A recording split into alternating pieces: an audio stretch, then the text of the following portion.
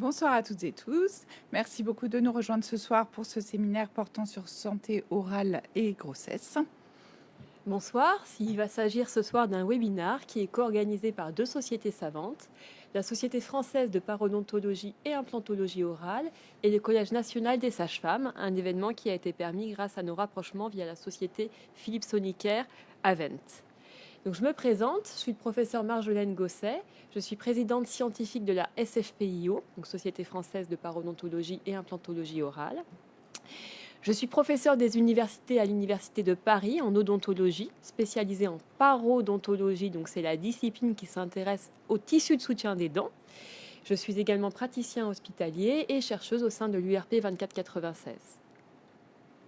Je suis pour ma part Priscille Sauvegrain, donc sage-femme et docteur en sociologie, clinicienne à la Pitié-Salpêtrière, et j'ai une activité de recherche dans l'équipe épopée en épidémiologie obstétricale et pédiatrique de l'INSERM. Je préside la commission scientifique du Collège national des sages-femmes de France. Donc, le Collège national des sages-femmes de France, il se charge de formation continue des sages-femmes, également d'impulser et de promouvoir la recherche en maïeutique. C'est un référent institutionnel pour notamment plusieurs discussions sur les évolutions de la profession. Et également, la société savante accompagne l'évolution des pratiques professionnelles et a un rôle de référent scientifique dans l'élaboration des recommandations de pratiques cliniques. C'est un membre qui est fondateur d'un collégium qui rassemble l'ONSSF, donc syndicat, l'Association nationale des sages-femmes cadres et l'Association nationale des étudiants sages-femmes, et qui a des liens européens et internationaux avec les sociétés savantes de sages-femmes. La Société française de parodontologie et implantologie orale, quant à elle, c'est la société référente en France pour la parodontologie et la pose d'implants dentaires. C'est une société qui est membre fondatrice de la Fédération européenne de parodontologie, qui est au niveau international la société référente pour toutes les classifications, recommandations de soins et autres au niveau du parodonte. C'est une société qui a plus de 1000 membres qui sont intéressés par les soins du parodonte, qui contient également des sociétés régionales et qui a comme mission de former les praticiens, mais également d'informer les patients et de travailler en collaboration avec des autres fédérations et sociétés savantes pour pouvoir élaborer des projets communs comme les projets qui nous réunissent ce soir de thématiques sur les liens entre santé orale et grossesse. Alors, quoi de mieux peut-être pour introduire ce sujet que d'écouter des témoignages de patientes qu'on vous propose tout de suite de partager à travers cette vidéo.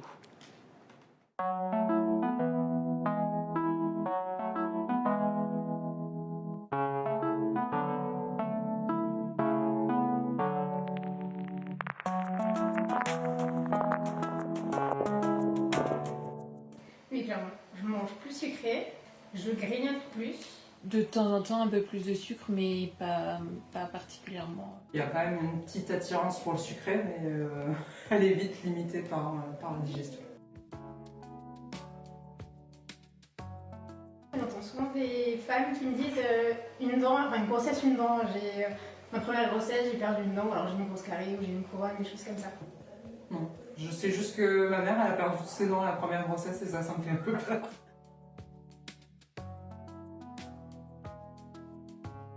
Là, j'ai des saignements de gencives. J'avais des soucis de remontée énormément, j'avais un goût de fer dans la bouche. Il ne pouvait pas faire grand chose, il m'a dit parce qu'on ne pouvait pas faire d'anesthésie pour soigner les dents. Et je suis restée souffrir toute ma grossesse avec mes douleurs dentaires. Il y a un risque d'infection et puis après, l'infection peut être l'atteinte, j'en sais rien comment. Mais... Je sais qu'il peut y avoir un risque, une corrélation entre les problèmes bucco-dentaires et les problèmes de la grossesse, donc être sûr qu'au bout de la bouche, tout va bien.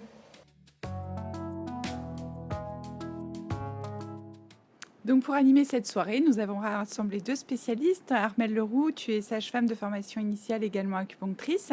Tu as exercé à la Croix-Rousse à Lyon et tu as repris ensuite des études de chirurgien dentiste à Strasbourg. Donc, tu exerces maintenant en cabinet en Alsace. Ta thèse d'exercice a porté sur la prescription des médicamenteuses chez la femme enceinte et allaitante en odontologie. Et nous accueillons également le professeur Marie-Laure Colombier, qui est également parodontiste à l'Université de Paris, à la faculté de chirurgie dentaire et praticienne hospitalier à l'hôpital Louis Mourier. qu'il y a eu beaucoup d'actions de communication auprès des praticiens, des patientes et des activités de recherche sur cette thématique de santé orale, particulièrement parodontale et de grossesse. Donc ce soir, on va avoir un webinaire qui va durer 1 heure en 4 parties et on va vous inviter à poser régulièrement vos questions directement via l'application, ce qui permettra de analyser ces questions au fur et à mesure. Et on va tout de suite passer la parole à Armelle qui va nous introduire les modifications chez les femmes enceintes, les physiologiques liées à la grossesse. Oui, très bien. Donc effectivement, la femme enceinte a toujours, est souvent une source d'inquiétude pour le chirurgien dentiste, tant par la réalisation des soins que par la prescription médicamenteuse. Et donc nous allons voir dans le webinaire les conclusions des nombreux rapports et études qui sont sortis sur le sujet. Donc la grossesse est une évolution, c'est une femme qui attend un bébé. Et cette attente d'un futur enfant va s'accompagner de changements et de modifications. Ces modifications, elles permettent le développement de la grossesse, l'adaptation à la mère à la naissance de son enfant, jusqu'à l'accouchement, pour permettre justement l'accouchement.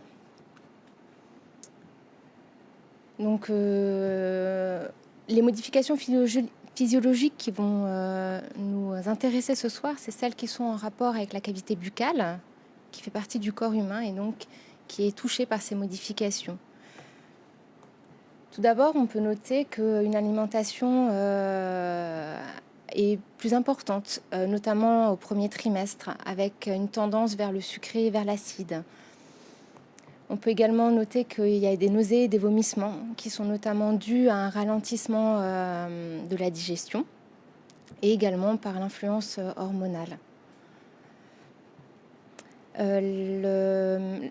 L'atonie globale du tube digestif va toucher le cardia, l'estomac, l'intestin grêle, ce qui vont augmenter le risque de régurgitation, le risque également de brûlure de l'œsophage.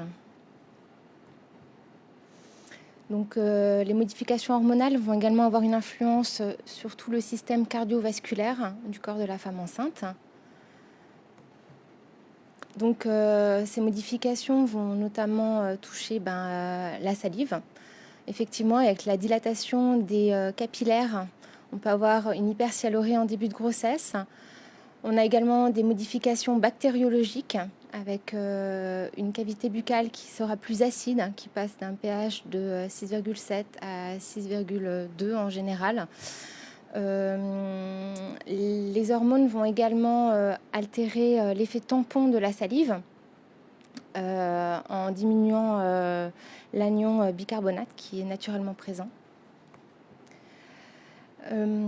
Cette congestion justement des tissus vasculaires va provoquer une congestion nasale et donc les femmes enceintes vont avoir une tendance à une respiration qui est beaucoup plus buccale. Durant la grossesse, la femme enceinte va présenter une anémie qui est physiologique, qui est due à une hémodilution des protéines plasmatiques, dont l'hémoglobine fait partie. On a également une hypercoagulabilité qui va permettre en fait un accouchement dans les meilleures conditions. Au niveau hépatique, la biotransformation des médicaments va être ralentie. Donc effectivement, les prescriptions médicamenteuses ne doivent pas être modifiées chez une femme enceinte. On risquerait d'augmenter la fraction libre des médicaments, on en reviendra plus tard. Du fait de la diminution des résistances périphériques, parce qu'il y a quand même une augmentation du volume sanguin, donc il faut remplir les espaces vasculaires dilatés. Une femme enceinte aura une tension qui sera du coup moindre à partir de la 24e semaine d'aménorrhée, notamment en position allongée par la compression de la veine cave inférieure. Le retour veineux se trouve ralenti. Les modifications cardiovasculaires, on en a déjà parlé là. Effectivement, elles influencent énormément la prise en charge. Et on a une immunodépression, parce qu'une grossesse, c'est une greffe semi-allogénique. Et pour permettre son développement dans des meilleures conditions, le corps se met un petit peu en veille au niveau immunologique. Donc toutes ces modifications s'apportent également d'une modification qui est pour moi importante, c'est la modification de l'état émotionnel de la femme enceinte. Au niveau bucco-dentaire, ces modifications vont avoir des influences. La congestion nasale va provoquer du coup une xérostomie par un assèchement de la cavité buccale et également une halitose. On va également, avec les vomissements et les nausées, avoir des érosions dentaires qui peuvent apparaître et des candidoses qui peuvent se développer. Le risque carieux est par de surcroît augmenté. Du fait de la modification du pH et des hormones, notamment de la progestérone, on va avoir des modifications de la flore bactérienne. On va retrouver plus de bactéries anaérobies à gram négatif notamment.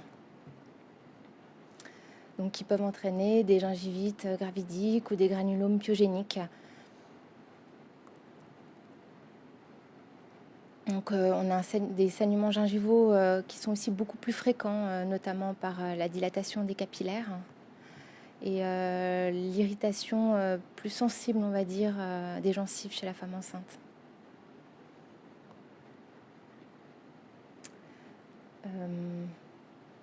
Oui, donc c'est l'acidité buccale, effectivement, c'est ce que je disais tout à l'heure,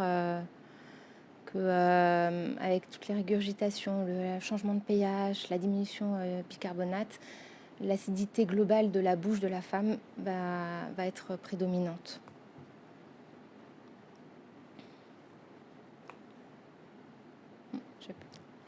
Du fait de l'immunodépression, le risque infectieux est augmenté et les risques de complications en cas d'infection sont également augmentés.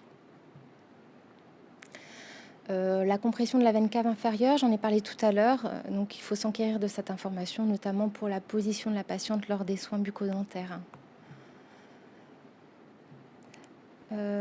Concernant la fraction libre des médicaments, elle est augmentée. Il y a une hémodilution, il y a du coup les protéines plasmatiques qui vont être plus diluées dans le sang et du coup les médicaments que la patiente va ingérer vont se retrouver en quantité plus importante sur leur mode actif, on va dire. Et donc ils passent plus facilement la barrière utéroplacentaire.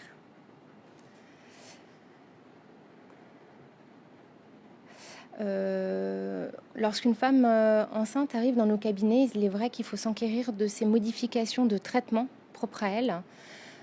Certaines femmes enceintes sont sous aspégiques ou vont avoir des anticoagulants en fin de grossesse. Donc nous, chirurgiens dentistes, il est important de pouvoir adapter notre prise en charge, notamment par ces modifications également médicamenteuses. Et enfin, une femme enceinte, elle a un état émotionnel qui peut être modifié, donc il faut le prendre en considération.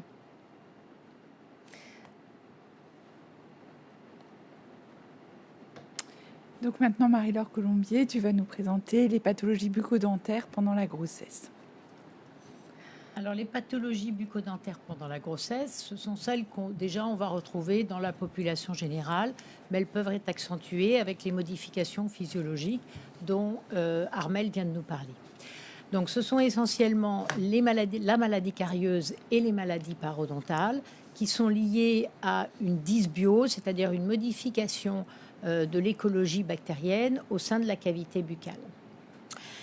À ces maladies, il faut rajouter l'érosion, qui est un phénomène de dissolution de la substance dentaire. Et ce phénomène, il est lié à l'acidité de la cavité buccale dont on vient de parler tout à l'heure. Alors, la maladie carieuse, c'est une maladie infectieuse, transmissible, qui va être caractérisée par une destruction de tissus dentaires, par les acides qui sont issus de la fermentation bactérienne du substrat, qui sont les glucides alimentaires. Donc le signe clinique, c'est la carie. Elle va se développer au sein de l'émail. Et puis, la dent, à ce moment-là, va devenir sensible, tout d'abord à des stimuli thermiques, mais également au sucre. Et au fur et à mesure de l'approfondissement de la lésion carieuse, on va se rapprocher de la pulpe où se situe l'innervation de la dent. Et à ce moment-là, on va voir apparaître des signes beaucoup plus conséquents, des signes douloureux qui vont être spontanés lorsque on est en situation inflammatoire importante de la pulpe, qu'on appelle la pulpite. Lorsque cette pulpite n'est pas soignée, eh bien, elle va se nécroser avec le temps. Et du coup, la dent n'est plus sensible aux stimuli thermiques. Et au bout d'un certain temps, il peut y avoir une diffusion des produits de nécrose au-delà de la racine. C'est ce qu'on appelle les complications périapicales. Et à ce moment-là, la douleur revient parce qu'il y a une compression tissulaire importante. C'est par exemple l'abcès. Alors quand on dit le proverbe « un enfant, une dent », ce proverbe un petit peu ancien, est-ce que c'est vrai? Eh bien, il faut savoir que pour traverser l'émail, une carie va mettre à peu près 2 ans. Donc ça veut dire que la grossesse ne provoque pas de pathologie carieuse. On ne va pas perdre une dent à cause de la grossesse, même si durant cette période, il va y avoir des modifications à la fois de la cavité buccale et comportementale qui peuvent aggraver une lésion existante et la faire progresser. L'érosion, c'est donc une déminéralisation chimique de la substance dentaire. Elle est liée à l'acidité de la cavité buccale et on vient d'en parler. Il y a des facteurs favorisants comme justement la modification du flux salivaire et puis en particulier le reflux gastrique. C'est beaucoup plus conséquent qu'une carie parce que c'est quelque chose qui va évoluer plus rapidement. C'est-à-dire qu'en quelques mois, il peut y avoir des érosions dentaires. Et c'est une perte de substance qui, cette fois, est irréversible, contrairement à la carie qui peut être traitée précocement et être reminéralisée quand elle est de faible importance.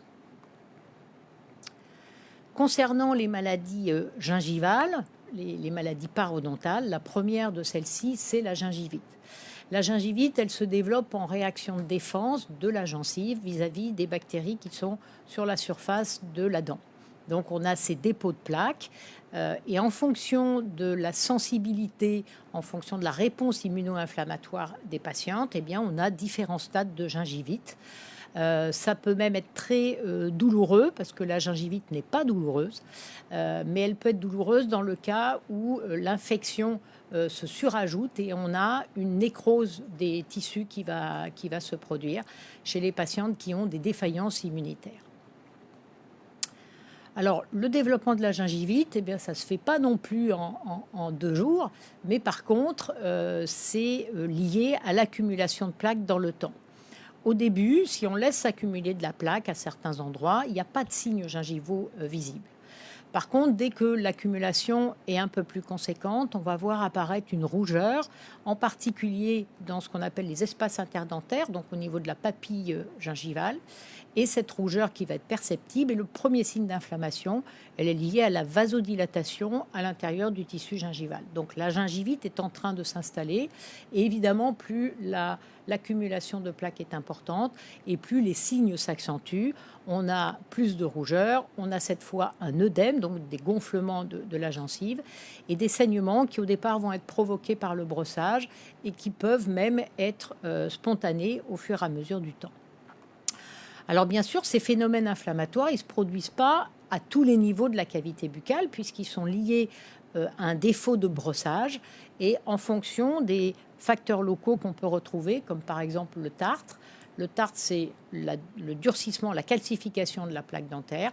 Eh bien, s'il y a des dépôts de tartre, ça fait une surépaisseur sur la dent qui va favoriser l'accumulation de plaques. Donc, en fonction des secteurs, c'est ce qu'on voit bien sur cette petite photo là en bas à gauche, eh bien, on a des signes d'inflammation qui vont être différents dans la même bouche d'une patiente.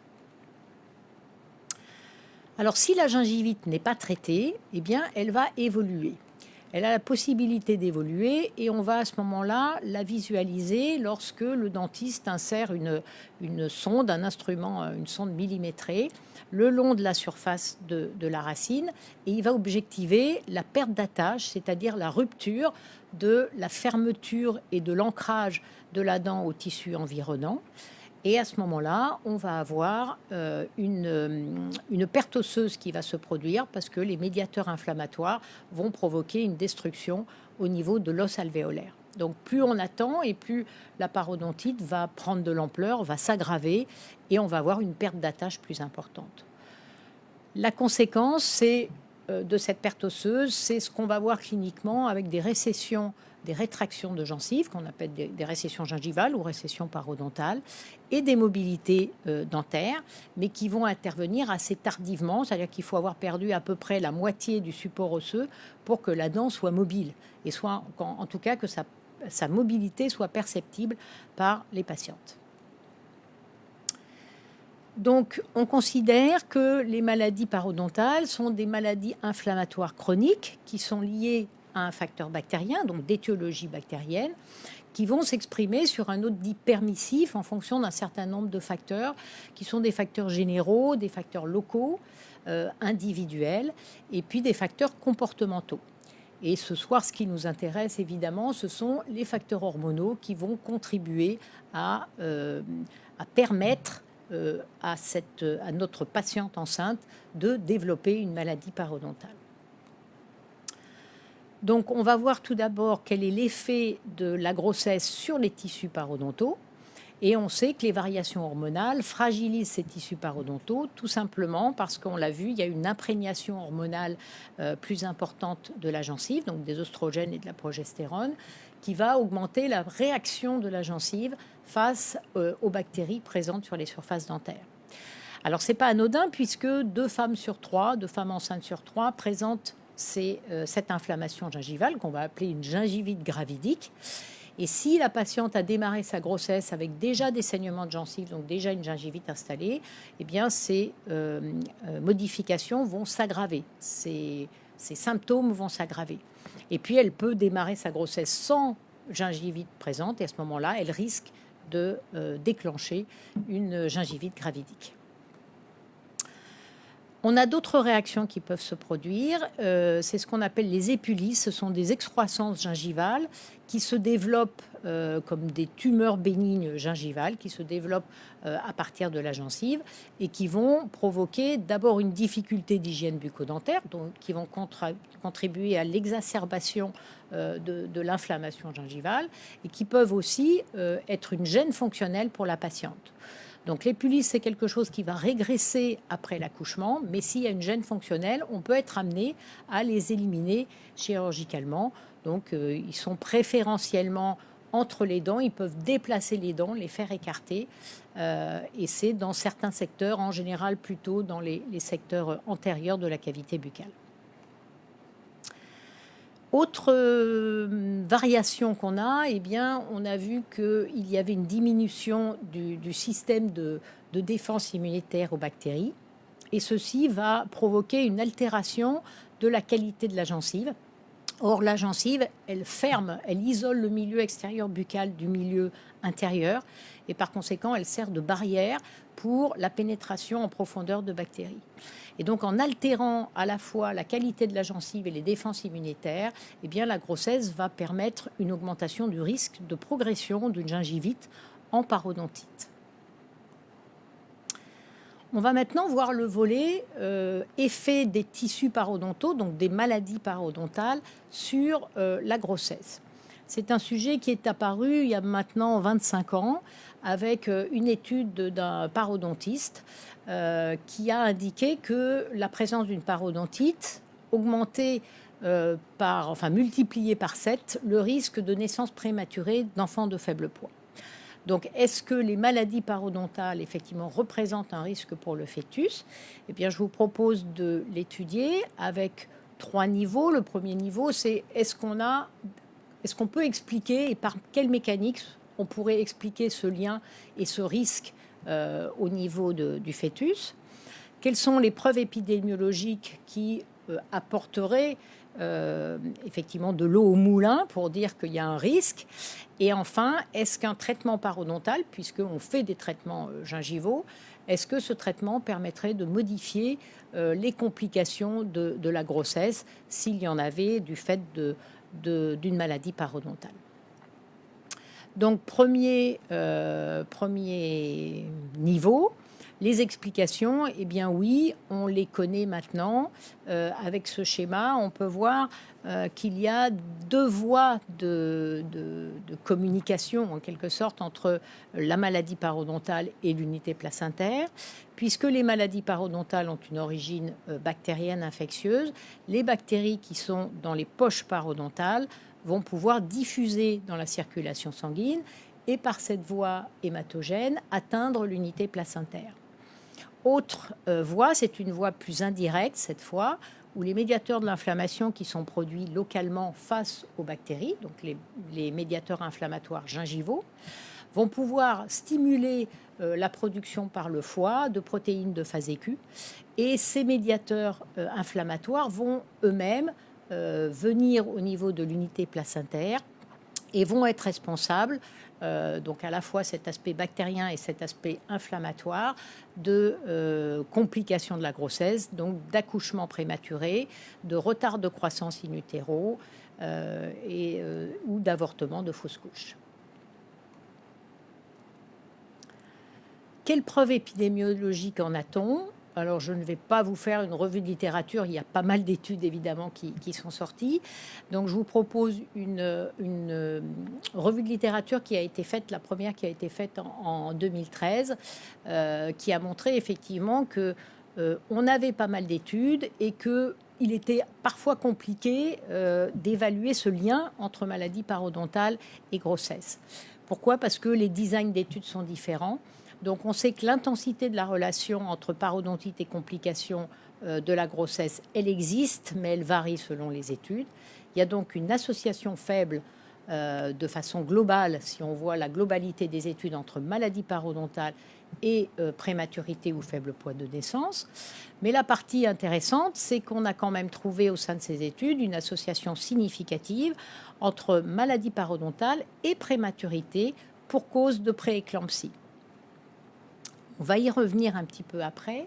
Alors, depuis cette première étude de cette revue de littérature, on a eu par la Fédération européenne de parodontologie une mise à jour de cette étude, et elle est parue en 2017. Et elle a précisé, effectivement, en analysant les différents types d'études qu'on a à notre disposition, elle a confirmé qu'il y avait une association très significative entre parodontite et prééclampsie.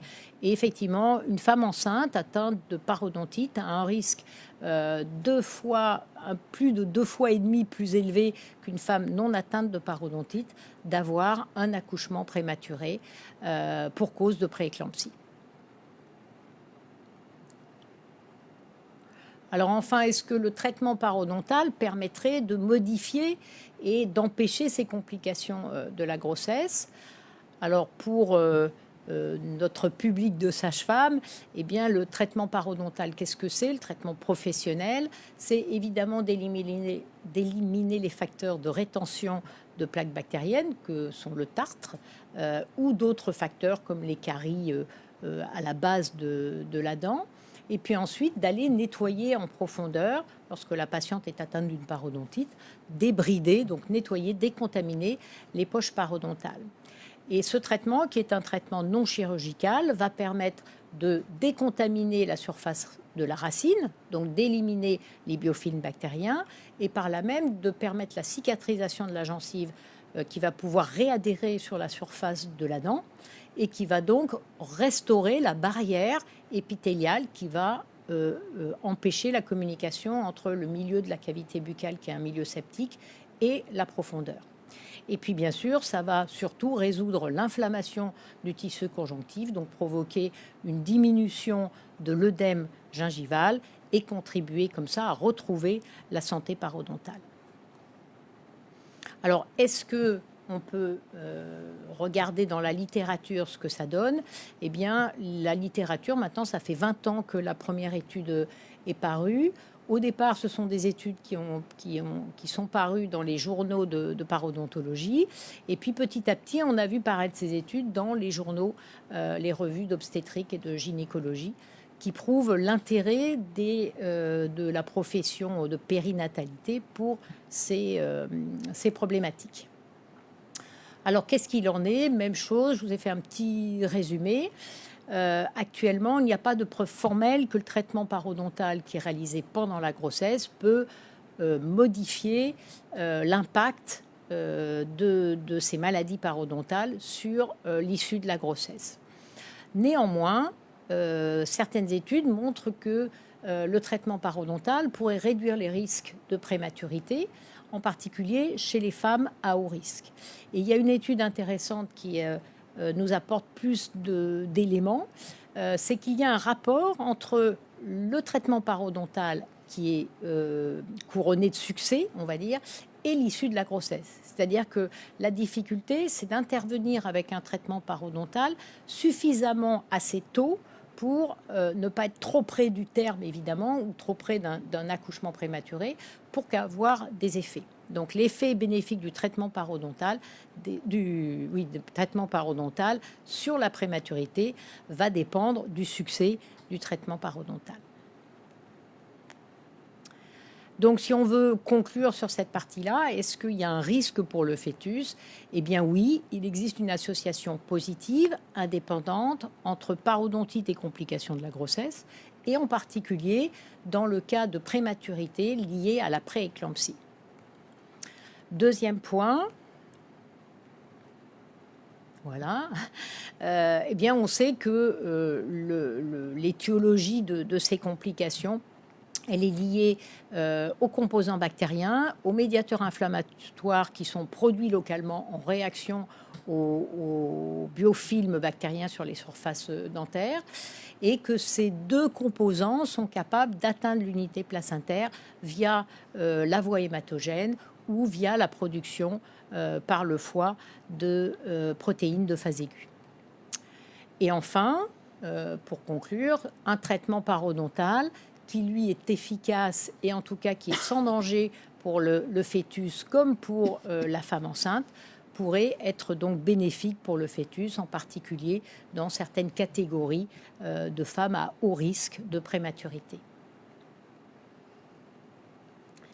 Merci Marie-Laure, merci Armelle déjà pour cette très belle contextualisation du sujet. Vous nous avez bien montré quelles étaient les modifications physiologiques de la femme enceinte, et on comprend mieux du coup les modifications en termes de pathologie bucco-dentaire qu'elle présente. On a parlé déjà de traitement parodontal, mais pour faire ce traitement, il y a peut-être des recommandations, des conseils à suivre.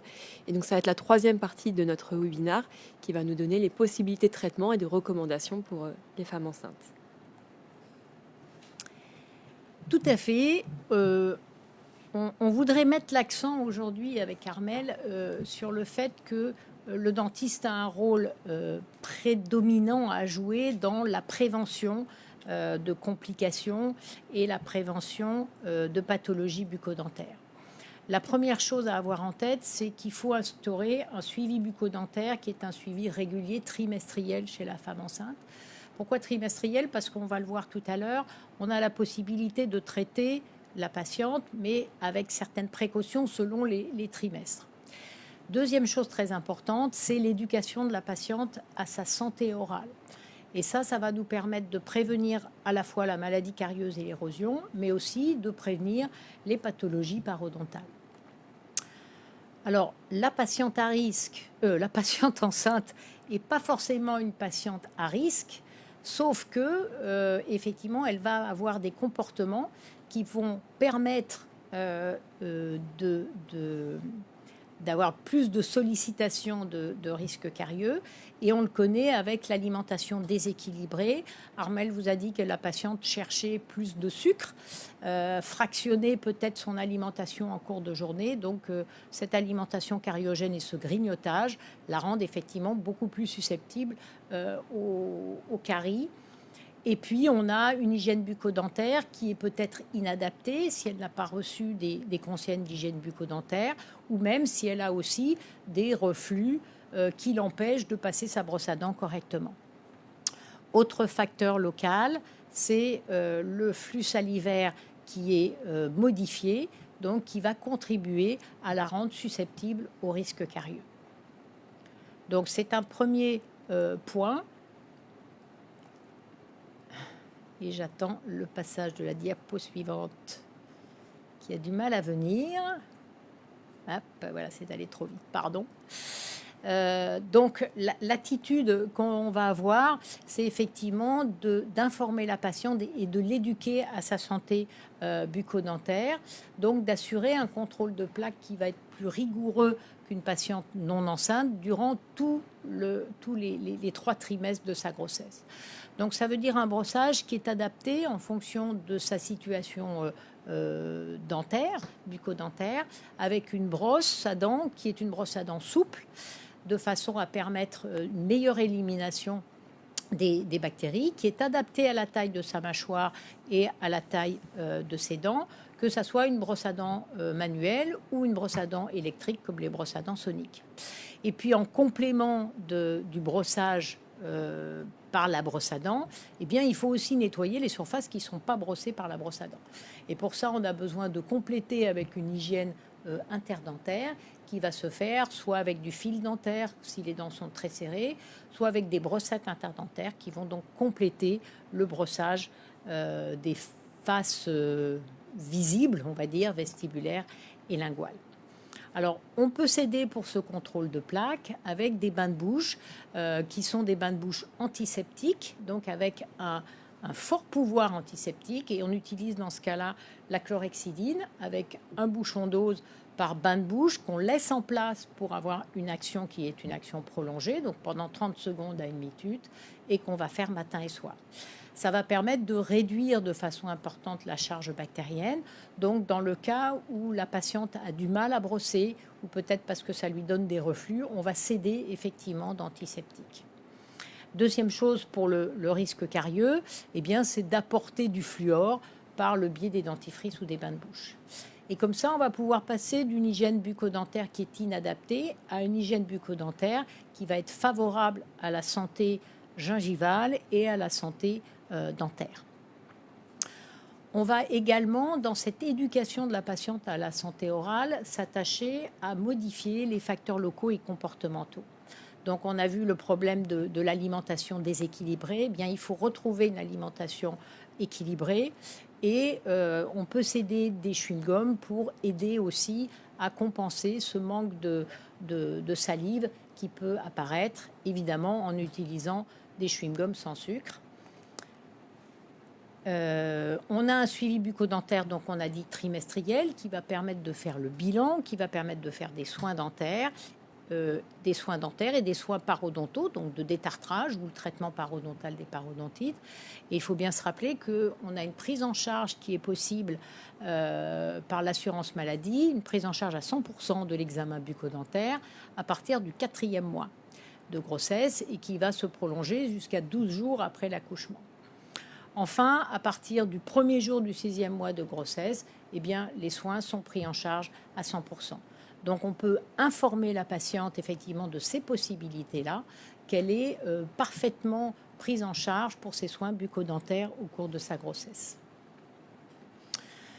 Autre attitude à avoir, eh bien, en plus de réduire la quantité de biofilms bactériens avec le brossage, donc il y a un retrait mécanique de la plaque, éventuellement avec l'aide de produits chimiques, on va essayer de favoriser un environnement non acide. Donc c'est comme ça qu'on va pouvoir prévenir l'érosion. Et la première chose à conseiller à sa patiente en cas de reflux ou de vomissement, c'est de faire un rinçage de la bouche à l'eau tout de suite après, sans mettre de produits particuliers, parce qu'il y a une acidité dans la cavité buccale qui va pouvoir déjà être modifiée avec un rinçage de la bouche. On va lui conseiller de modifier son alimentation, donc de réduire la consommation de saccharose, réduire la consommation de boissons acides, de soda. Et puis, on peut lui conseiller des dentifrices qui vont réduire la production d'acide ou des dentifrices alcalinisants. On y reviendra tout à l'heure pour la partie de traitement.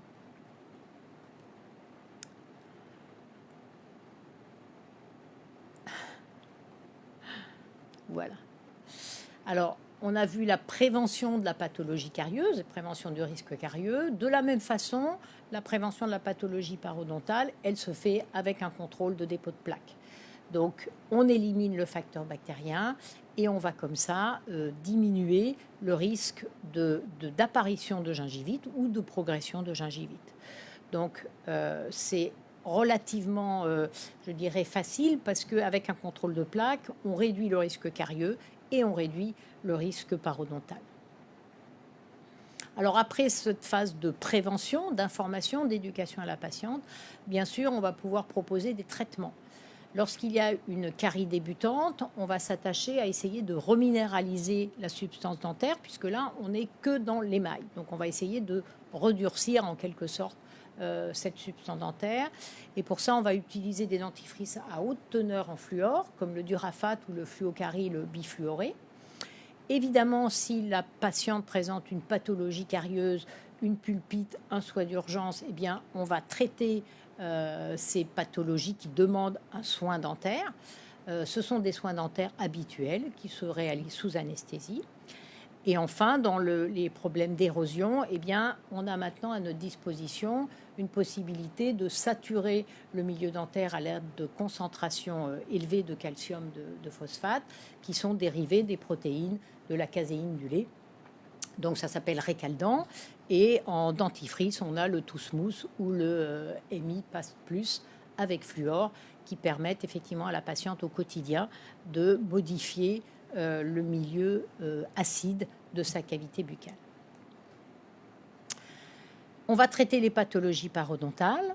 Alors, on a différents objectifs dans le traitement parodontal. Le premier objectif, eh bien, c'est d'arrêter l'évolution de la maladie, de façon à rétablir la santé gingivale ou la santé parodontale. Et ça se fait par un traitement qui est un traitement non chirurgical. Donc, le détartrage, c'est la première étape, associée au débridement des poches parodontales dans le cas de parodontite. La parodontite demande assez souvent de traiter les séquelles de la maladie pour restaurer et réaménager le parodonte de façon à favoriser la maintenance parodontale par la suite, c'est-à-dire la possibilité par la patiente de bien entretenir sa santé parodontale. Et là, ce sera une thérapeutique correctrice qui est chirurgicale. Et on verra tout à l'heure effectivement qu'on ne la fait pas forcément chez une patiente enceinte en fonction de la situation. La dernière phase du traitement, c'est d'assurer le maintien des résultats dans le temps. Donc éviter la récidive, et donc il y a un suivi thérapeutique à instaurer. Donc il est d'autant plus important chez la patiente enceinte qui présente une gingivite pour être sûr qu'elle aille à terme sans développer de pathologie importante et qu'elle ait un bien-être de sa cavité buccale durant toute sa grossesse.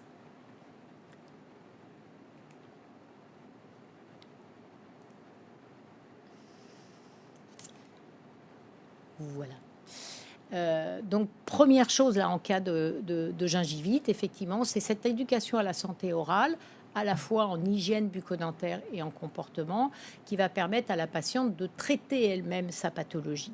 Et plus on va traiter précocement, parce que plus l'inflammation est importante, plus la gingivite est sévère, plus il va falloir attendre que les tissus reprennent une santé. Là, c'est des photos d'une patiente qui a traité finalement elle-même sa gingivite rien qu'avec son brossage. Le praticien n'est pas encore intervenu. Par contre, dans un deuxième temps, le praticien va procéder à l'élimination des facteurs de rétention de plaques, donc le TART par exemple, faire un détartrage, et ensuite va assurer le suivi trimestriel de sa patiente. Pour le traitement des parodontites, eh bien là, c'est quelque chose d'une atteinte beaucoup plus profonde où on a perdu de l'os. Donc évidemment, c'est quelque chose qu'on ne va pas regagner. Ce qui est perdu en parodontologie, malheureusement, est perdu. Donc on va démarrer de la même façon qu'un traitement de gingivite, c'est-à-dire qu'on va faire l'éducation à la santé orale, on va éliminer les facteurs de rétention de plaques et on va traiter donc les poches parodontales pour décontaminer en profondeur et obtenir une réduction de cette inflammation gingivale superficielle, mais qui reflète aussi l'inflammation profonde du parodonte. Et donc l'idéal, ça serait de pouvoir intervenir avant la grossesse et pouvoir faire un examen bucco-dentaire complet où on va évaluer le risque carieux, on va modifier comme ça les comportements de la patiente, on va évaluer son état parodontal et tous les facteurs environnementaux qui peuvent contribuer à avoir plus de pathologies bucco-dentaires pendant sa grossesse. On va réaliser l'éducation à l'hygiène orale, c'est-à-dire pas seulement lui apprendre à se brosser les dents, mais essayer de changer les comportements alimentaires et les comportements défavorisant la santé parodontale. Donc, comme l'a dit Marie-Laure, la grossesse va se séparer en trimestres. Donc, le premier trimestre va être favorisé pour justement évaluer l'état bucco-dentaire de la patiente, lui prodiguer des soins et des conseils en termes d'hygiène bucco-dentaire. Et on va également faire les soins d'urgence qui doivent être traités, qui ne doivent pas attendre. Le deuxième trimestre, lui, est plutôt une fenêtre thérapeutique privilégiée pour les soins. Mais par contre, il ne s'agit pas de refaire entièrement la cavité buccale avec 6 implants et des chirurgies parodontales compliquées qui pourront, elles, être différées par la suite. Et le troisième trimestre, on peut également faire des soins. On va avoir tendance à privilégier plutôt les séances d'urgence vu qu'on se rapproche du terme de l'accouchement et l'état de la patiente, des fois, nécessite des séances plus courtes, notamment à cause de la position sur les fauteuils chez les chirurgiens dentistes. Donc il faudrait adapter nos séances à ce moment-là. Donc il y a certains actes qui demandent quand même une attention particulière. Il y a les amalgames dentaires, les anesthésies, les radiographies intraorales et les prescriptions médicamenteuses. En ce qui concerne les amalgames, la dépose doit être effectuée sous digue avec une irrigation et une aspiration efficace. C'est les dernières recommandations de l'ANSM. Je le souligne quand même que les amalgames ne sont plus à poser en bouche chez les femmes enceintes. Et si on peut poser un autre matériau, c'est quand même à privilégier. En ce qui concerne les anesthésies, la lidocaïne, la mépivacaïne et l'articaïne sont les anesthésies qui sont possibles tout au cours de la grossesse. L'articaïne est l'anesthésie de choix en médecine bucco-dentaire et notamment chez la femme enceinte parce que c'est elle qui présente le plus fort taux de lésion aux protéines plasmatiques, à 90%. Elle s'utilise avec de l'adrénaline à 1 sur 200 000. Donc l'adrénaline va permettre du coup de diminuer la toxicité du médicament anesthésique et la concentration également. Et il faut, pour éviter un passage systémique des produits, la prévention, c'est d'aspirer avant l'injection, notamment lorsqu'on fait des anesthésies loco-régionales.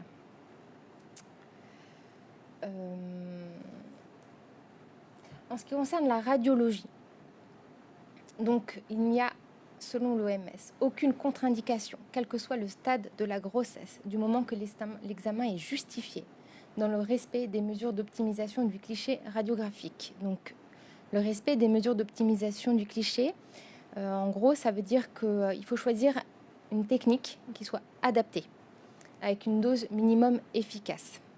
Il faut une bonne position de la patiente lors d'une radio panoramique, par exemple, ou l'utilisation d'angulateurs pour réussir dès la première radio notre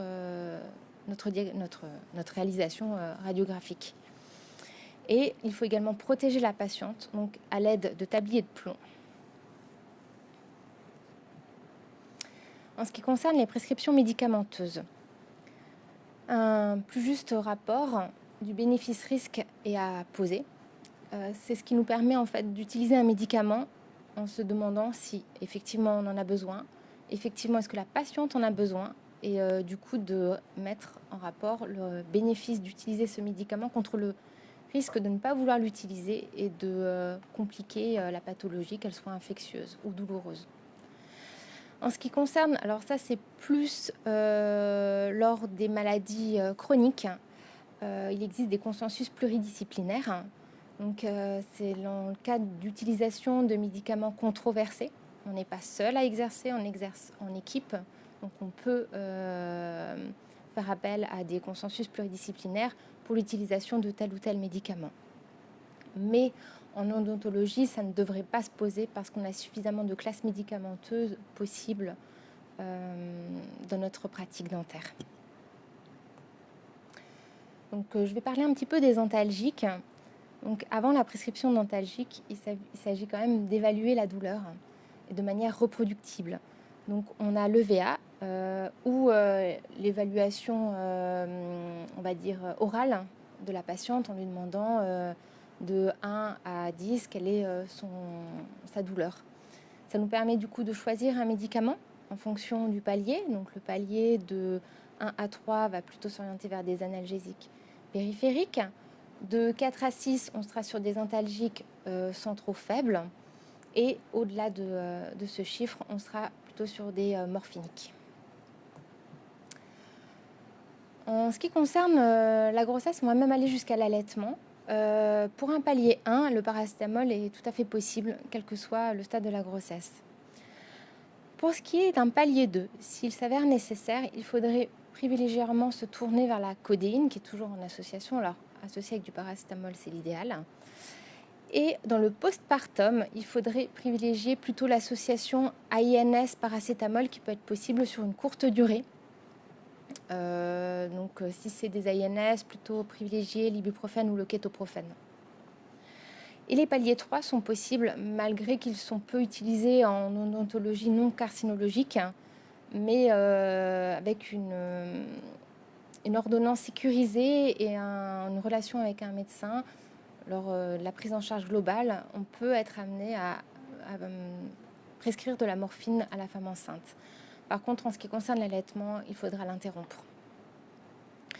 Pour ce qui est des anti-inflammatoires, la prénisolone et la prénisone sont tout à fait possibles, quel que soit le stade de la grossesse, sur des durées courtes. Alors nous, en dentaire, on l'utilise souvent pour des extractions compliquées, pour éviter d'avoir une joue toute enflée, et ils sont possibles durant la grossesse. Pour les antibiotiques, donc il faut toujours bien distinguer une antibioprophylaxie d'une antibiothérapie qui elle est curative. En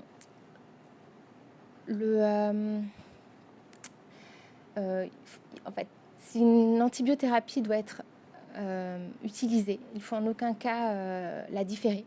Il faut s'en servir pour justement diminuer l'infection ou diminuer le risque infectieux qui est, comme on l'a dit précédemment, plus à risque chez une femme enceinte. Il ne faut pas modifier la posologie en se disant on va diminuer un petit peu les doses, comme ça on est sûr qu'on n'aura pas d'effet. On risque de ne pas avoir les effets attendus et d'être plutôt délétère que curatif. Et il ne faut pas utiliser un antibiotique contre-indiqué. Donc j'ai mis un petit mémotechnique, hein, c'est Thésamikissulnicol. Donc, c'est des antibiotiques qui sont contre-indiqués chez la femme enceinte, donc les tétracyclines, les aminosides, les quinolones, les sulfamides et les dérivés phénicolés. Donc, un petit tableau pour juste expliquer ceux qui sont à privilégier chez la femme enceinte. Donc, en première intention, ça sera l'amoxicilline.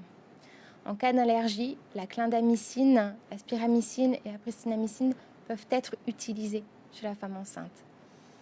En deuxième intention, on peut faire des associations, amoxicilline aciclavulanique ou amoxicilline métronidazole. Pour ce qui est de l'allaitement, par contre, il y a des particularités. La clindamycine n'est à utiliser seulement qu'en flash. Elle peut être responsable de maladies pseudomembraneuses chez l'enfant. Et donc, il ne faut surtout pas la mettre en thérapie. Et pour ce qui est de la pristinamycine et du métronidazole, il ne faut pas dépasser 14 jours de traitement, sinon il faudra interrompre l'allaitement. Les antiviraux, l'aciclovir, sont à utiliser chez la femme enceinte. On les utilise notamment pour des contaminations d'herpès.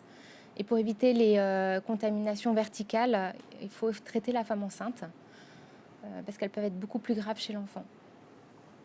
En antifongique, donc lorsqu'il y a des mycoses buccales qui se développent chez cette patiente, en première intention, on va se tourner vers l'enfantéricine B ou la nystatine.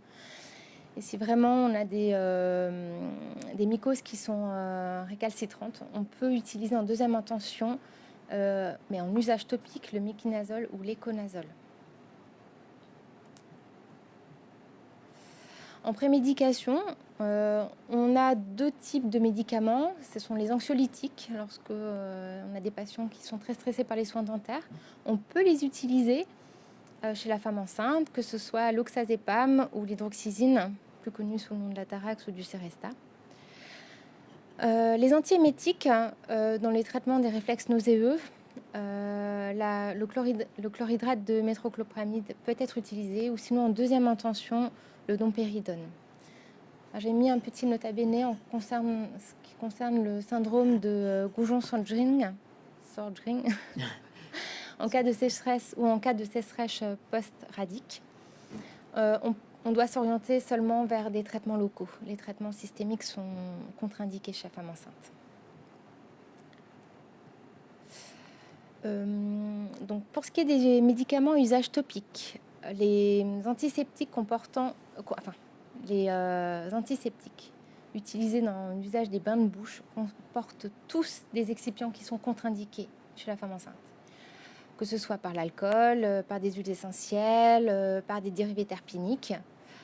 Mais il faut relativiser leur impact. C'est un usage topique, il n'est pas avalé et du coup, on peut en utiliser certains. On privilégie ceux à la chlorhexidine.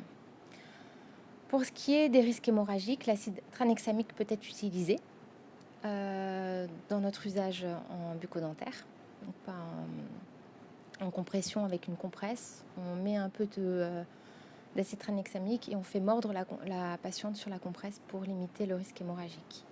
Les cicatrisants, lorsqu'il y a des plaies ou des aftes, on peut se tourner sans problème vers de l'acide hyaluronique ou du chlorhydrate de lidocaïne en application topique maximum 4 fois par jour. Merci beaucoup à vous deux. On va terminer ce séminaire par la dernière partie, informer et prévenir. Donc, quels sont les messages à délivrer? Alors, on va reprendre ce qu'on a déjà vu pour synthétiser tout ça. Les premières choses, c'est effectivement d'informer des manifestations buccales durant la grossesse. C'est bien sûr le rôle du chirurgien dentiste, mais les sages-femmes, les obstétriciens peuvent être amenés à donner ces informations pour dire effectivement, vous risquez d'avoir des saignements gingivaux, vous risquez d'avoir une gingivite.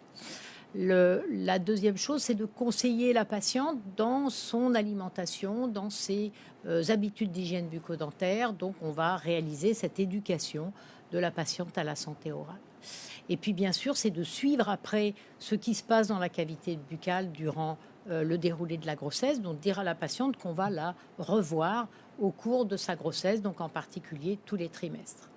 Alors, on peut s'aider également de différentes brochures, des fiches pédagogiques, de vidéos. Vous en trouverez certaines sur le site de la Société française de parodontologie et d'implanté oral, comme sur le site du Collège national des sages-femmes, et qui vont aider à l'information qui va être donnée à la patiente. Puisque quand on voit une patiente et qu'on lui raconte des choses, eh bien, elle est dans un cabinet dentaire ou dans un cabinet médical, elle ne va pas tout retenir. Donc, il faut s'aider de supports qu'elle a le temps de regarder ensuite. Donc, en ce qui concerne les professionnels de santé, il faut s'informer. Les connaissances évoluent, des rapports sortent assez fréquemment. On va dire les meilleurs médiateurs de ces rapports sont l'ARS, la NSM et les conseils de l'ordre, que ce soit des sages-femmes ou des chirurgiens dentistes. Il y a souvent des rapports qui sortent sous forme de lettres avec les recommandations, les prescriptions, les médicaments qui ne sont plus d'actualité et ceux qui peuvent être utilisés. Il y a un site qui est le Centre de référence des agents tératogènes. C'est un site en référence sur les prescriptions médicamenteuses, que ce soit pendant la grossesse ou pendant l'allaitement. C'est le CRAT. Donc, il est vraiment très facile à utiliser. On rentre le médicament et ça nous donne toutes les possibilités ou les contre-indications à l'utilisation de ces médicaments. Merci beaucoup à toutes les deux. C'était extrêmement intéressant, très riche en informations, beaucoup d'éléments pratiques. Je pense qu'on a bien illustré aussi qu'on voulait avoir une complémentarité dans les messages qu'on délivre à la fois aux chirurgiens dentistes, à la fois aux sages-femmes, pour justement s'accorder sur ces messages et pouvoir mieux les délivrer à la femme enceinte qui peut être à l'interface entre les deux pratiques. Donc ça, c'est très bien. On va avoir certainement un certain nombre de questions qui peuvent venir de vous, qui nous écoutez. Dès maintenant, On a peut-être certaines qui peuvent être intéressantes déjà à aborder, puisque dans notre pratique aussi, on voit le type de questions qui remontent des patientes qu'on reçoit. Il y a souvent, notamment, je trouve, pas mal d'inquiétudes sur certains produits, et on retrouve de plus en plus d'inquiétudes dans la population générale, mais particulièrement chez les femmes enceintes, pour l'utilisation du fluor.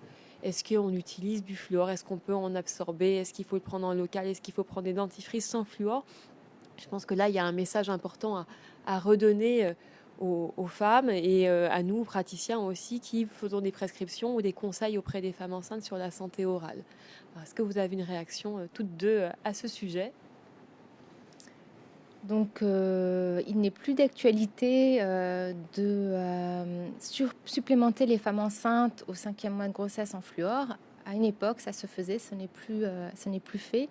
Et au contraire, ça ne doit pas être fait parce que les supplémentations en péros seraient trop fortes. Par contre, en utilisation en topique, que ce soit dans des dentifrices ou des bains de bouche fluorés, vu que c'est une absorption qui est quand même très très faible, ça peut tout à fait être utilisé. Oui, le problème, c'est sur l'édification de la dent plutôt que le traitement local, comme tu parlais, Marie-Laure, Oui. tout à l'heure. Oui, parce qu'effectivement, on prescrivait le fluor pour la formation des dents chez le fœtus. Et finalement, les études montrent que ça n'a pas d'utilité. Donc aujourd'hui, ces prescriptions en vue de l'édification de la couronne dentaire chez le bébé n'a plus lieu d'être. Merci beaucoup. On a des questions de la salle aussi. Donc, conseilleriez-vous d'inclure une consultation chez le dentiste dès le début de la grossesse? Et vous parliez d'adapter nos séances. Y a-t-il une position sur le fauteuil qui serait à adapter? Voilà, j'ai l'impression qu'il y a une nécessité de petite précision là-dessus, peut-être. Oui, il y a, je crois, une consultation pré-conception. Je ne sais pas si on dit comme ça. Donc l'idéal, ça serait effectivement d'avoir des informations qui sont données à la patiente pour qu'elle aille voir son chirurgien dentiste avant de commencer sa grossesse ou dès le début de la grossesse, de façon à rétablir un état bucco-dentaire qui soit idéal pour éviter une carie, une progression de la carie en cours de grossesse, parce qu'on sait que les caries, c'est douloureux, et qu'en plus, si effectivement la dent est enflammée, c'est-à-dire la pulpe dentaire est enflammée, eh bien les anesthésiques vont moins bien agir. Donc l'idéal, c'est effectivement dès cette idée de commencer une grossesse, de donner rendez-vous, d'informer la patiente de cette nécessité de voir son dentiste pour démarrer dans de bonnes conditions. Après, pour l'adaptation des séances, je vais laisser Armelle le dire plus parce qu'elle a son côté sage-femme qui est beaucoup plus intéressant. Donc effectivement, quand on parle d'adapter les séances, ce sont des séances plus courtes. On ne va pas faire un traitement de racine, une empreinte pour la couronne tout de suite dans la foulée. On va séquencer un petit peu plus nos séances. Et en ce qui concerne l'adaptation de la position au fauteuil, il est à souligner qu'on peut caler un coussin au niveau du bas du dos de la patiente pour justement la modifier un petit peu de position, qu'elle ne soit pas vraiment sur le dos du risque de la compression de la veine cave inférieure. Et également, il y a des femmes qui supportent tout à fait bien cette position. Donc, pas besoin forcément de modifier la position de la patiente. Souvent, quand elle commence à sentir la compression de cette veine cave, il y a le reflux veineux qui va être moindre et du coup, on a souvent une petite chute de tension, donc elles vont le sentir. Et c'est après cette chute de tension qui va du coup interférer sur les échanges au niveau du placenta et à ce moment-là toucher l'enfant. Mais on a quand même un temps d'action qui est quand même notable. Voilà. Je veux bien compléter la première question qui a été posée, qui est intéressante effectivement sur le projet de grossesse, parce que ça nous est arrivé également en pratique d'avoir des patientes venant avec des projets de PMA où justement la PMA avait été très compliquée et au moment où les fœtus ont l'air, je ne vais pas prendre les bons termes, mais d'être bien assis, on se retrouvait avec un contexte bucco-dentaire extrêmement défavorable et beaucoup de soins à faire. Et donc une patiente qui a investi beaucoup d'espoir, une charge émotionnelle très forte, et qui va être peut-être plus dans la crainte des soins bucco-dentaires invasifs. Donc peut-être qu'il faut effectivement assister aussi à un moment où la femme, le mari ou le couple ou voilà, les parents et futurs parents peut-être une charge aussi émotionnelle forte dans ces projets de PMA, à penser quand même à aller voir le praticien dentiste assez tôt pour un bilan bucco-dentaire. La santé dentaire, c'est comme la santé du corps en général. Il faut peut-être faire un check-up complet, ça me paraît être aussi assez important. On a beaucoup d'autres questions, vraiment, qui sont très intéressantes, notamment cette question qui est: est-ce que les caries et les maladies parodontales sont des maladies infectieuses transmissibles au fœtus? Pas forcément à l'enfant, mais au fœtus. Alors, au fœtus, non, pas directement, puisqu'il est protégé dans un environnement dit aseptique. Par contre, ce sont des maladies qui sont effectivement transmissibles au moment où l'accouchement va se produire, puisque la maman va donner sa microflore au fœtus. Donc, la cavité buccale de l'enfant va être colonisée par les bactéries de la maman. Et on sait bien, déjà, ça a été prouvé qu'effectivement, en fonction de la modalité d'accouchement, si c'était par voie basse ou par voie césarienne, la microflore qui s'installe dans la cavité buccale du nourrisson est différente. Donc, au niveau du fœtus, non, pas directement, mais au niveau du nourrisson, oui. Merci pour cette réponse. On a aussi une question qui est autour du lien entre la pathologie de prééclampsie et la maladie parodontale. Et au décours de celle-ci, est-ce que finalement le traitement parodontal réduit ces risques de complications? C'est deux questions en une en fait, qui viennent de la salle. Alors, le côté, oui, complications de grossesse, j'ai essayé de vous le montrer. Actuellement, l'association, elle est établie entre maladie parodontale, enfin parodontite, c'est pas la gingivite. Il faut être très clair là-dessus. C'est en cas de parodontite sévère, effectivement, la femme enceinte a un risque plus important de développer, d'avoir une complication de grossesse, en l'occurrence une prématurité, et en l'occurrence une prématurité liée à la prééclampsie. La deuxième question, je ne sais plus ce qu'on nous demandait. Est-ce que le traitement finalement réduit ce risque de complications? Alors, c'est très difficile à dire parce que le traitement, il doit être fait précocement pour que la composante inflammatoire soit diminuée suffisamment tôt pour qu'effectivement, elle n'ait pas d'effet sur l'unité placentaire. Et il faut en plus que le traitement parodontal soit couronné de succès. Si le traitement parodontal n'est pas réussi, eh bien évidemment, ça n'aura pas d'effet. Donc actuellement, on n'a pas assez d'études pour dire oui, le traitement parodontal réduit le risque de complications. Simplement, on sait que pour des femmes qui sont à haut risque de prématurité, on a cette... peut-être pas cette preuve parce qu'il y a peu d'études dessus, mais effectivement, on a tout intérêt à traiter une femme enceinte pour sa parodontite. C'est sans danger pour la femme, c'est sans danger pour le fœtus. Donc effectivement, on ne va pas s'en priver.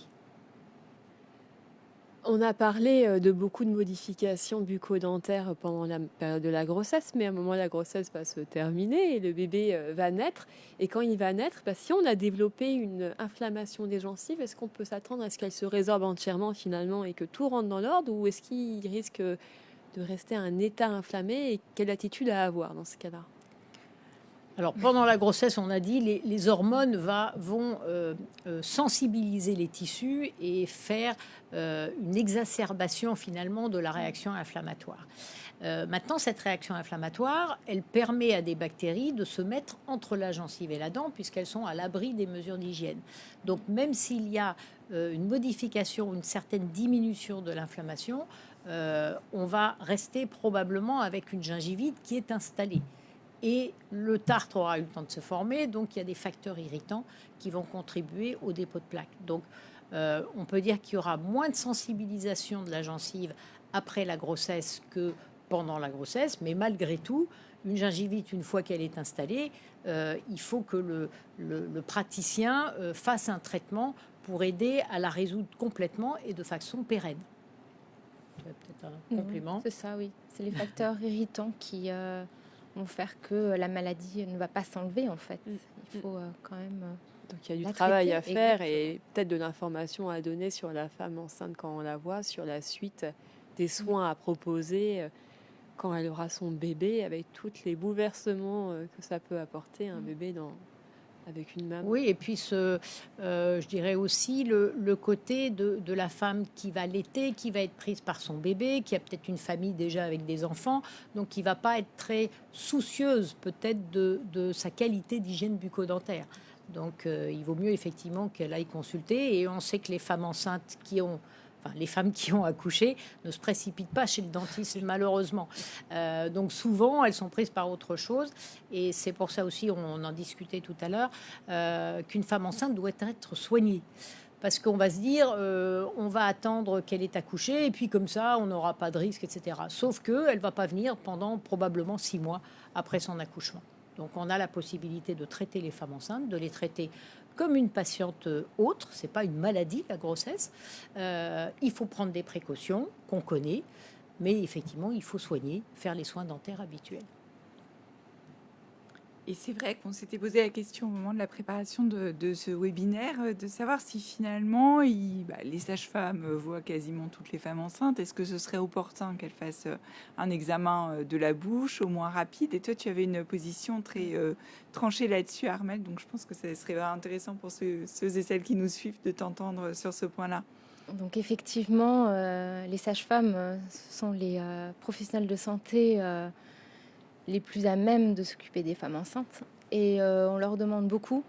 Et je pense que en tant que sage-femme, il est difficile d'inclure un examen bucco-dentaire lors des consultations, qui sont déjà très chargées en conseils, en vérification, en surveillance. Par contre, c'est vrai que surtout chez des femmes enceintes qui présentent des vomissements à répétition avec des pertes de poids ou une acidité qui est quand même très forte, elles en parlent lors des consultations. Donc s'enquérir de quelques petites informations chez la femme enceinte, ce serait le moment judicieux. Donc déjà savoir si elle se fait suivre au niveau bucco-dentaire, si elle a des saignements de gencives qui peuvent être déjà les prémices de certaines pathologies, ou si elle a des douleurs dentaires. Après, au-delà, je pense que les consultations sont déjà très chargées et ça ne serait pas forcément adéquat à ce moment-là. Mais on peut imaginer que rien que de considérer la santé orale lors Tout d'une à fait. consultation, ça va implanter ça Tout à dans fait.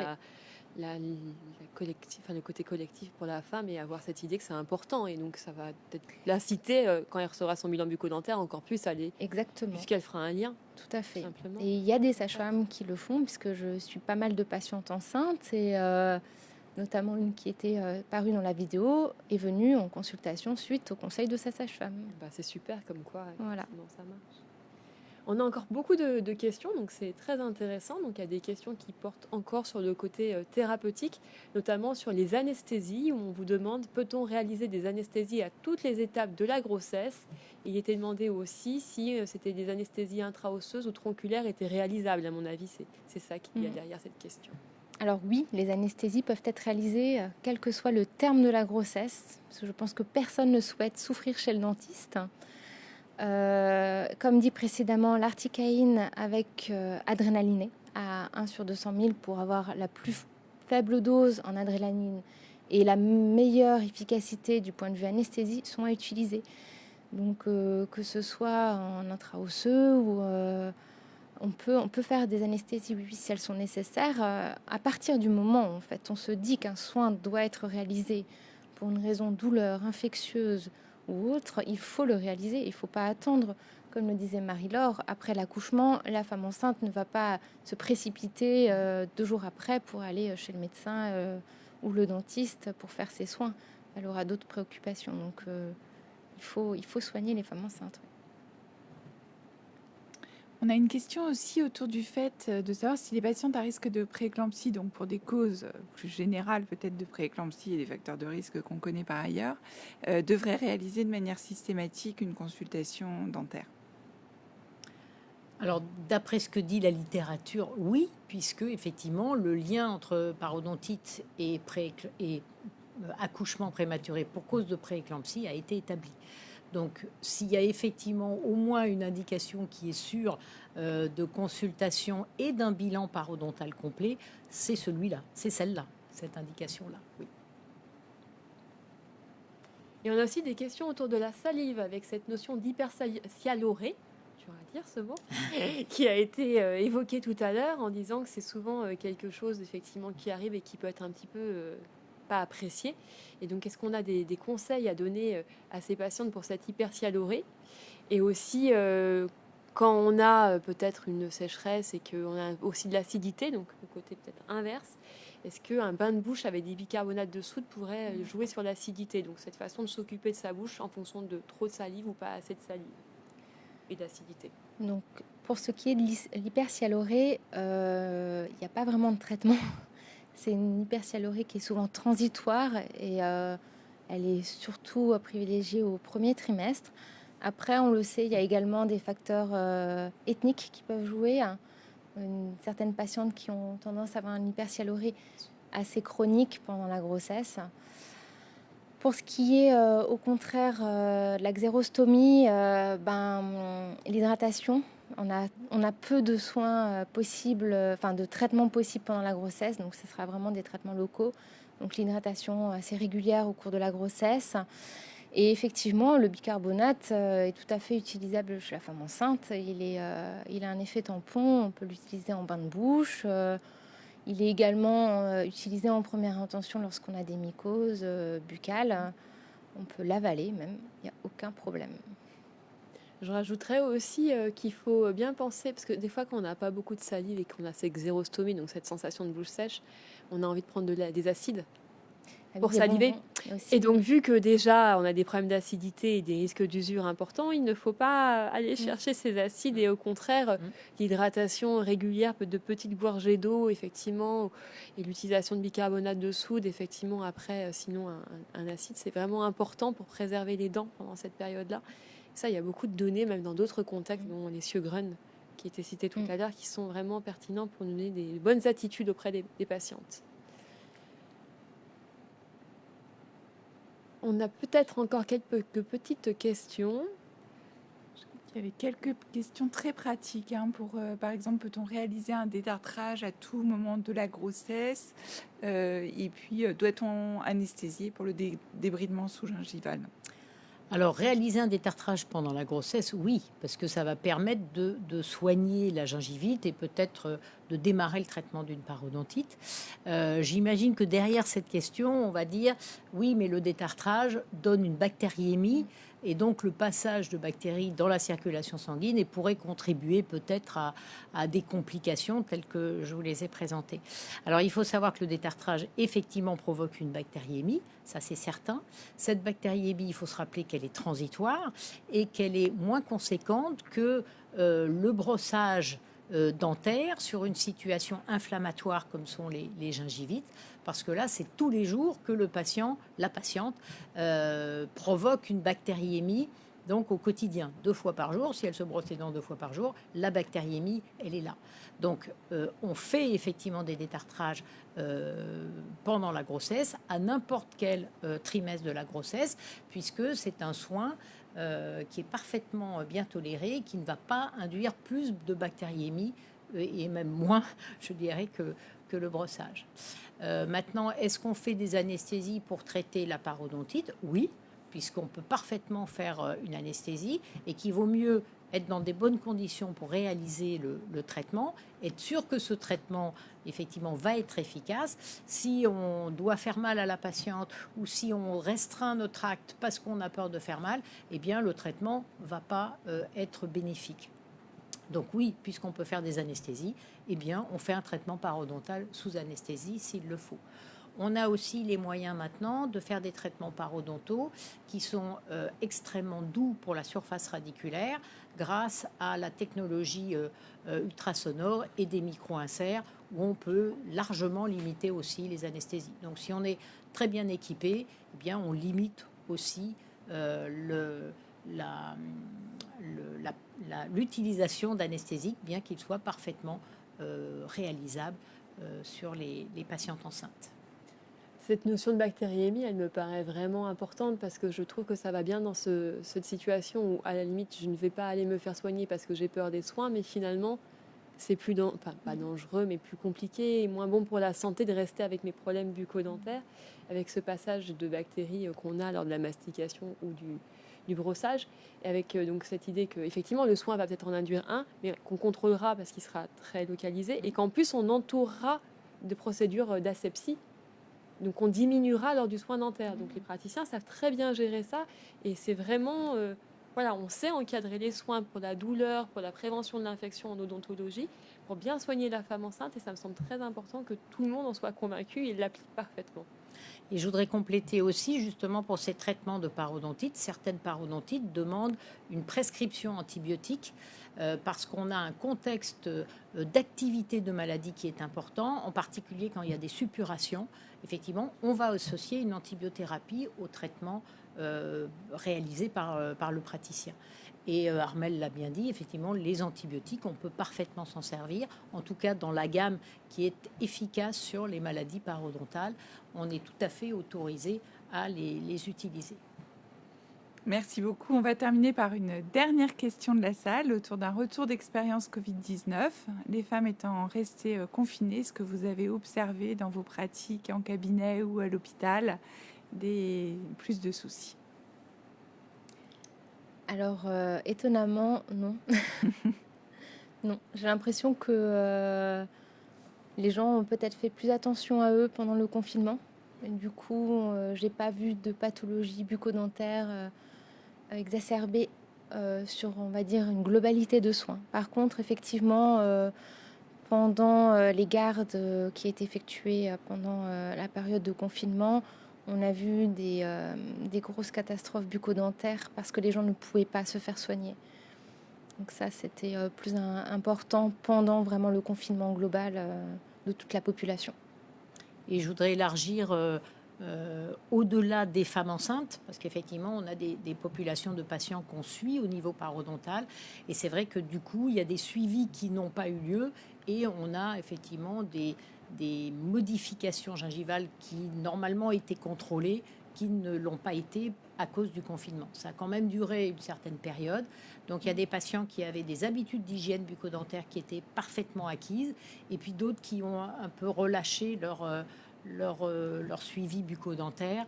On a dû reprendre certains traitements parodontaux, indépendamment, je dis bien, des soins chez les femmes enceintes.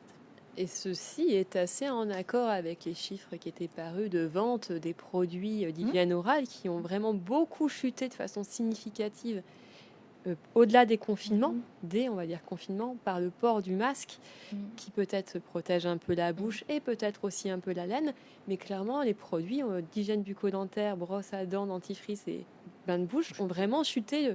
Je ne me souviens plus des chiffres, mais si 30 ou 40%, c'est bien possible.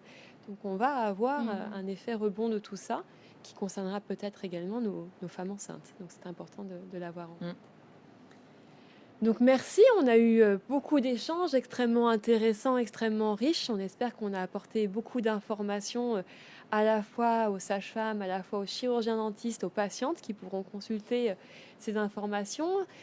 Ce qui suivra de tout ça, c'est ce replay de webinar, c'est aussi ces fiches qu'on va proposer qui vont allier SFPIO et CNSF en vue de l'information des praticiens et des patientes.